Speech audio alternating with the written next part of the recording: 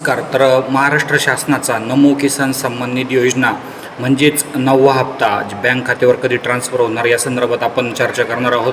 त्याचप्रमाणे जर बघितलं तर काही ठिकाणी भरपूर फेक बातम्या दाखवल्या जात आहे की आज जमा होणार, दुपारपर्यंत जमा होणार, उद्या जमा होणार, परवा जमा होणार. काही तज्ज्ञ अनुभवी लोकांनी सांगितलेलं आहे की 1 जूनच्या दरम्यानसुद्धा जमा होणार, मात्र 1 जूनला जमा झालेलं नाही. काही जण म्हणतात की 1 जुलैला जमा होणार, तर अजूनही 1 जुलैला जर जमा होणार असेल तर अजूनही GR आलेला नाही.